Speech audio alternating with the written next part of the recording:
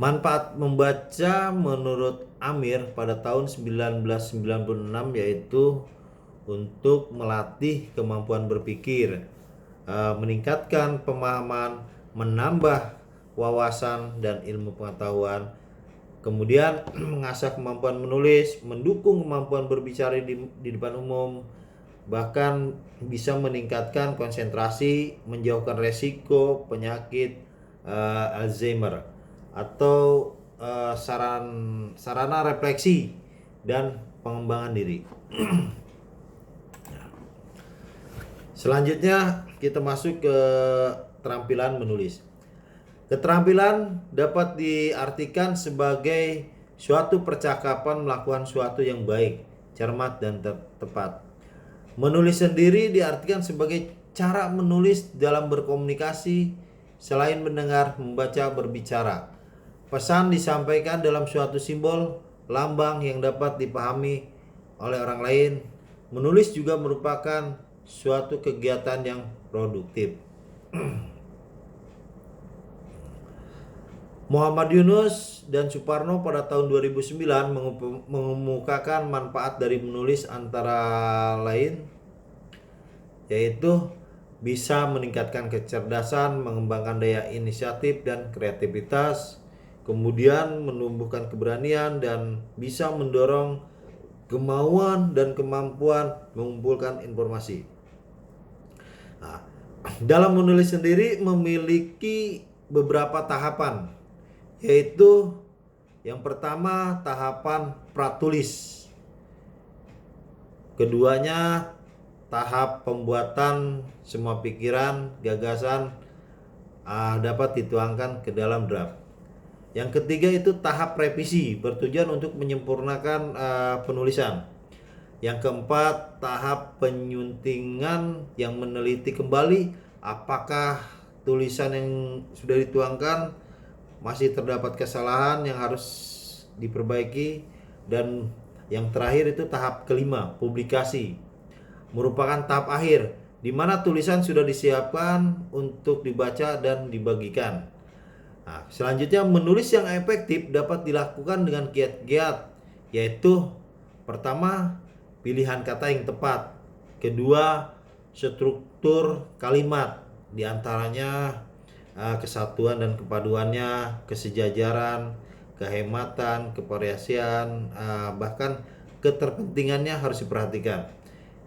Ketiganya ini penerapan ejaan yang disempurnakan. Nah, selanjutnya kita masuk ke teknik penulisan karangan ilmiah. Pada topik ini dapat beberapa standarisasi dalam penulisan karya ilmiah. Yang pertama yaitu spasi atau jarak baris penulisan yang terdapat beberapa ketentuan, yaitu diantaranya spasi atau jarak baris penulisan karya ilmiah ada 2 spasi atau beberapa menentukan 1,5 spasi ya. Selanjutnya yang kedua itu spasi atau jarak baris tulisan untuk kutipan langsung, judul gambar, judul tabel, daftar pusaka adalah 1 spasi ke bawah. Kemudian spasi atau jarak baris penulisan untuk daftar isi, daftar tabel, daftar gambar, daftar lampiran, serta daftar istilah adalah berjarak 1 spasi dengan jeda 1 baris untuk setiap bagiannya. Yang selanjutnya itu ukuran margin atau batas tepi, biasanya menggunakan formasi 4433 atau 4 cm untuk margin kiri dan atas 3 cm, kemudian margin kanan dan bawahnya 3 cm ya. Nah, jadi saya ulangin lagi, untuk 4 cm itu margin kiri dan kanan, untuk atas bawahnya 3 cm. Nah, selanjutnya penomoran halaman, terdapat ketentuan terkait dengan halaman dan tata letaknya. yaitu yang kita perhatikan itu menggunakan angka Romawi kecil. Digunakan untuk penomoran halaman pada bagian awal karya ilmiah seperti halaman judul hingga abstraksi, ya. Nah, selanjutnya angka Arab 1, 2, 3 dan seterusnya. Nah, ini digunakan untuk penomoran halaman pada setiap halaman yang memuat judul bab, ya. Dan selanjutnya penomoran halaman berjarak 3 cm dari tepi kanan dan 1,5 dari tepi atas dan bawah. Selanjutnya, bahasa dan penggunaan istilah dalam suatu karya ilmiah mengacu pada peraturan Kementerian Pendidikan dan Kebudayaan nomor 50 tahun 2015 tentang pedoman umum ejaan bahasa Indonesia. Nah, kemudian bentuk kalimat hendaknya disajikan dalam bentuk kalimat pasif, dalam artian kalimat dalam karya ilmiah tidak boleh disajikan dalam bentuk perspektif atau perspektif orang pertama seperti saya atau aku, kan. Nah, ini di karya ilmiah yang disajikan. Nah, selanjutnya penulisan kata pengantar selalu ada dalam suatu karya ilmiah. Para kata atau ucapan terima kasih. Berikut ketentuannya. Nah, ini ditulis dengan menggunakan spasi 1,5, ya. Kemudian juga ditulis dengan menggunakan huruf besar atau huruf kapital, ditebalkan dan ditempatkan di tengah. Nah, selanjutnya jarak antara judul dan isi kata pengantar adalah 2 kali 2 spasi. Nah, sedangkan untuk ucapan terima kasih ditulis secara berurutan dimulai dengan pihak luar, keluarga atau teman. Nah, selanjutnya penulisan abstrak dapat ditulis dengan ketentuan, yaitu pertama judul ditulis dengan huruf besar, ditebalkan dan ditempatkan di tengah. Nah, selanjutnya isi umumnya ditulis dengan spasi tunggal dengan jumlah kata minimal 75 dan maksimal 100 serta ditulis dalam satu paragraf. Nah, dan selanjutnya ditulis juga penulisan abstrak ini dalam 2 bahasa, yaitu bahasa Indonesia dan bahasa Inggris. Jika memungkinkan diletakkan dalam satu halaman saja, istilah asing yang tidak memiliki padanan kata harus ditulis dengan huruf miring.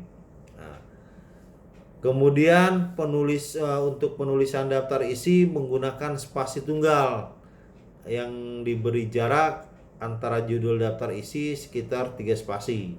Nah, kemudian untuk penulisan daftar gambar, daftar tabel, dan daftar lampiran menggunakan spasi tunggal.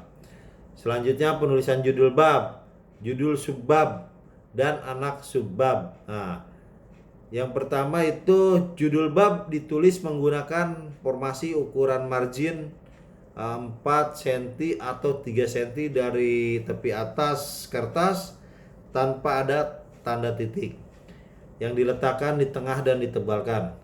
Selanjutnya untuk judul subbab ini menggunakan huruf besar kecuali kata penghubung dan kata depan. Ya, ini ditebalkan dan dimulai dari kiri tanpa tanda titik. Nah, sedangkan untuk judul anak subbab ini menggunakan huruf besar pada awal dan diikuti huruf kecil dan diakhiri tanda titik dan ditebalkan dimulai 1 tab atau 5 ketukan dari kiri. Nah, kemudian untuk penulisan paragraf ini diletakkan tepat di bawah judul. Sedangkan paragraf harus ditulis menjorok ke dalam berjarak 1 tab atau 5 ketukan dari kiri. Nah, sedangkan untuk penulisan paragraf, penulisan naskah maksudnya, atau tag ini diatur dengan menggunakan rata kiri kanan. Nah, selanjutnya kalau untuk penulisan permulaan kalimat harus ditulis dalam huruf besar pada awal kata. Jika berupa bilangan atau angka maka harus ditulis dengan huruf. Ya, perbedaannya itu.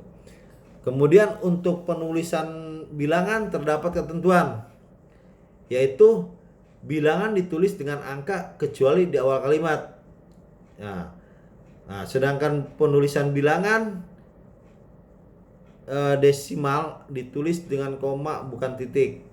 Nah, sedangkan penulisan satuan dengan singkatan resmi tanpa disertai tanda titik. Nah, selanjutnya untuk penulisan nama gambar dan nama tabel ini ditulis di tengah sebagaimana gambar dan tabel. Penulisan kutipan dan sumber kutipan yaitu pertama kutipan langsung atau kutipan yang berasal dari penulisannya yang berjumlah kurang dari 40 kata ditulis ini ditulis menggunakan dua tanda petik. Nah, selanjutnya untuk kutipan langsung yang diambil dari kutipan maka penulisannya menggunakan satu tanda titik.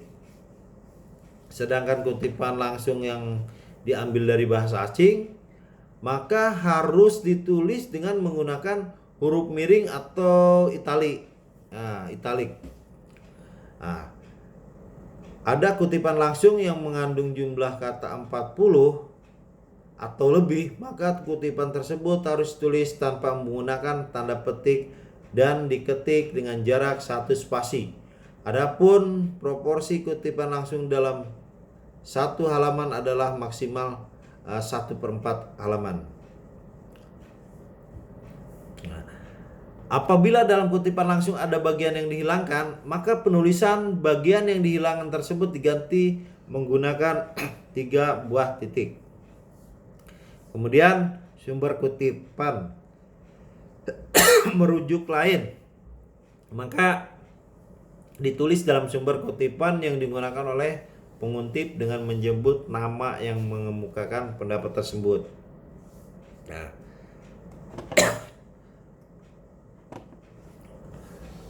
jika sumber kutipan ditulis mendahului kutipan langsung, maka penulisannya adalah nama penulis diikuti dengan tahun penerbitan dan nomor halaman yang dikutip.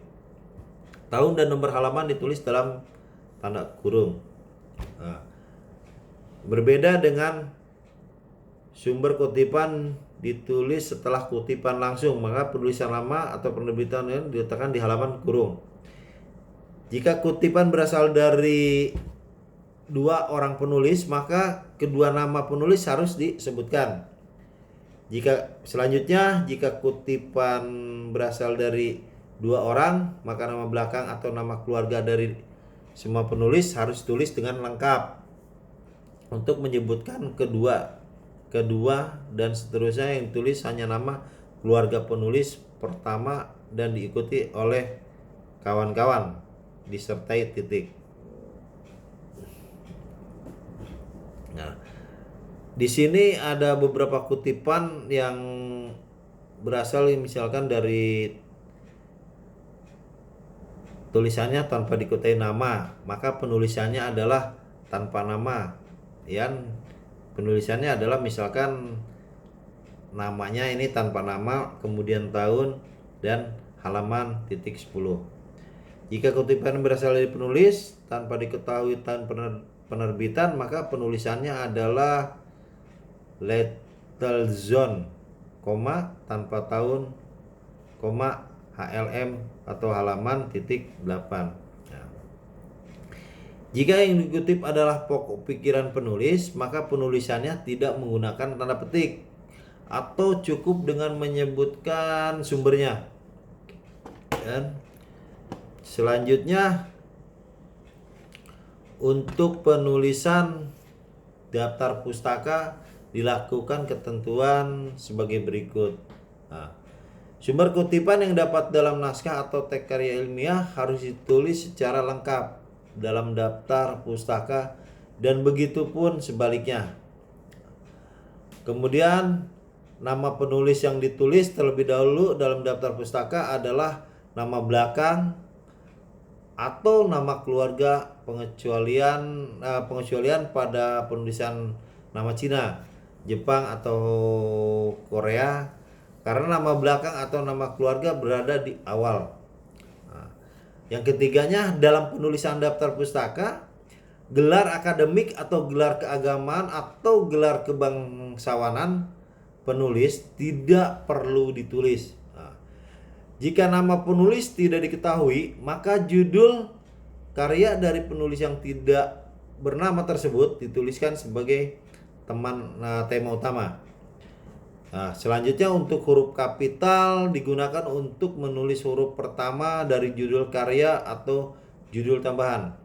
Nah, sedangkan untuk daftar pustaka ditulis secara berurutan berdasarkan abjad nama belakang atau nama keluarga penulis dengan jarak 1,5 spasi.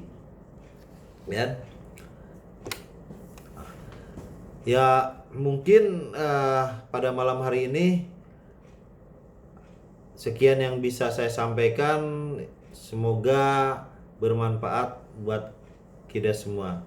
Sekian dan terima kasih. Selamat malam.